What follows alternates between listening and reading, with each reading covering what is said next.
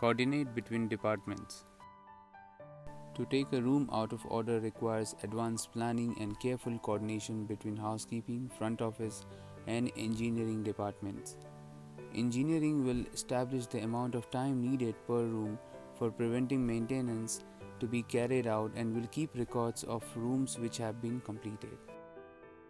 Guideline of room blocking. Rooms are taken out of order on a weekly basis. For the following week, consideration must be given to the hotel occupancy forecast.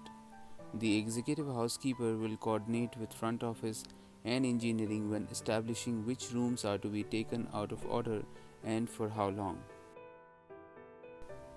Cleaning must be done after engineering have completed their work. It must be included in the out of order period.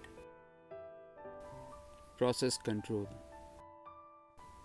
Rooms that have been put into out of order must be beyond the guest checkout date and will not be assigned to a room attendant to make up.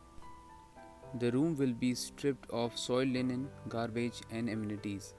When painting, all the furniture and the carpet must be covered with the discarded sheets and the curtains must be removed.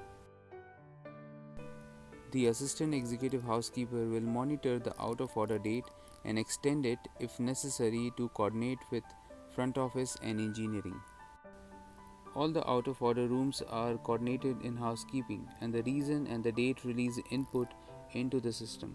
This includes rooms that have to be taken out of order for emergency.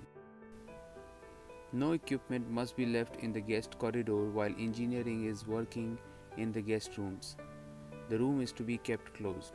If in an area where engineering work is carried out produces noise, adjacent areas are to be taken out of order. Prior to cleaning of the room by housekeeping, the engineering supervisor will inspect the room to check if the defect have been fixed.